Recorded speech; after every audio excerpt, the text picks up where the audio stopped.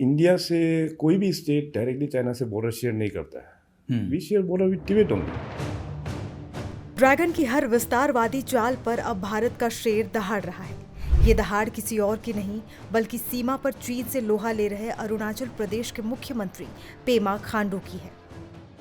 पेमा खांडू ने चीन को सिर्फ सीमा पर नहीं बल्कि इतिहास के पन्नों में भी असली औकात दिखा दी है और एक ऐसा सच बोला है जिसे सुनकर चीन बौखला गया है। But originally we share border with Tibet. कहानी शुरू होती है धर्मशाला से। हाल ही में पेमा खांडू तिब्बत के सर्वोच्च धर्मगुरु दलाई लामा के 90 जन्मदिन समारोह में शामिल होकर लौटे हैं और वहीं से लौटकर उन्होंने चीन की दुखती रग पर ऐसा हाथ रखा है कि उसे जवाब देते नहीं बन रहा। दरअसल सालों से चीन अरुणाचल को अपना हिस्सा बताकर दुनिया को गुमराह करता आया है, लेकिन पेमा खांडू ने चीन को सीधी चुनौती देते हुए कहा कि सुनो चीन, हमारी सीमा तुमसे नहीं तिब्बत से लगती है। इंडिया से कोई भी स्टेट डायरेक्टली चाइना से बॉर्डर शेयर नहीं करता है। We share border with Tibet only. उन्होंने ऐतिहासिक नक्शों का हवाला देते हुए चीन के झूठ की हवा निकाल दी और साफ कहा कि भारत का कोई भी राज्य सीधे तौर पर चीन से नहीं जुड़ता। बीच में हमेशा तिब्बत था, वो तिब्बत जिस पर चीन ने जबरन कब्जा कर रखा है। लेकिन पेमा खांडू सिर्फ इतिहास का पाठ पढ़ाकर ही नहीं रुके। उन्होंने चीन के उस सबसे खतरनाक मंसूबे का भी पर्दाफाश किया जो पूरे पूर्वोत्तर भारत के अस्तित्व पर मंडरा रहा एक वाटर बम है। और ये वाटर बम है चीन द्वारा तिब्बत में ब्रह्मपुत्र नदी पर बनाया जा रहा दुनिया का सबसे विशालकाय बांध। जरा इसके आकार का अंदाजा लगाइए। इसकी विशालता दुनिया के सबसे बड़े 3 गॉर्जस डैम से 3 गुना ज्यादा बड़ा है। इसका मकसद हर साल 300 अरब किलोवाट घंटा बिजली पैदा करना है और खतरा पानी का कंट्रोल पूरी तरह चीन के हाथ में जा सकता है। अब सवाल ये कि पेमा खांडू ने इसे वाटर बम क्यों कहा? क्योंकि उन्होंने साफ कहा कि हम चीन पर भरोसा नहीं कर सकते। वो चीन जो किसी भी अंतर्राष्ट्रीय जल संधि का हिस्सा नहीं। सोचिए, अगर चीन ने अपनी मनमर्जी से इस बांध के गेट खोल दिए तो क्या होगा? अरुणाचल में सियांग नदी के किनारे बसी हमारी जनजातियां और हमारे शहर एक झटके में तबाह हो सकते हैं और अगर उसने पानी रोक लिया तो पूरा इलाका प्यासा मर सकता है।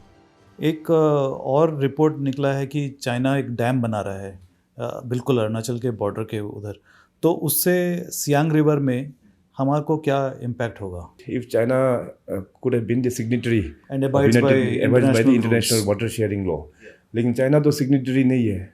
अभी प्रॉब्लम उसमें है। अभी प्रॉब्लम इसलिए है क्योंकि चाइना का भरोसा नहीं है कब क्या कर देगा।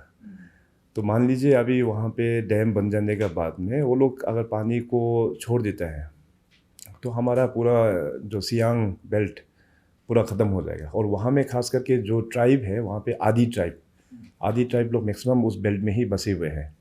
तो वहाँ का पूरा प्रॉपर्टी, उसका ज़मीन, खास करके ह्यूमन लाइफ बहुत काफ़ी डिवास्टेटिंग इफेक्ट होगा।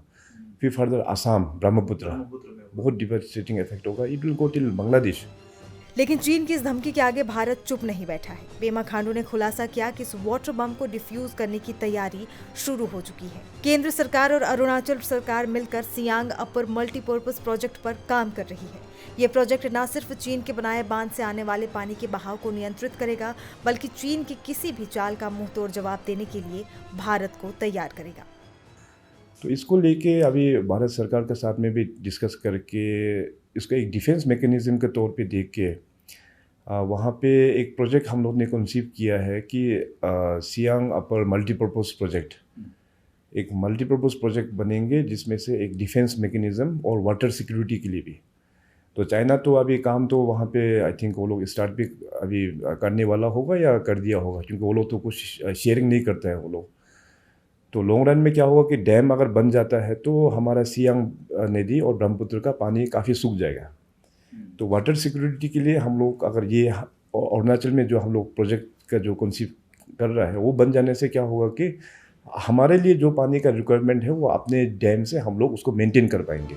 तो एक तरफ चीन और उसकी ऐतिहासिक औकात याद दिलाना और दूसरी तरफ उसके वाटर बम को निष्क्रिय करने की तैयारी।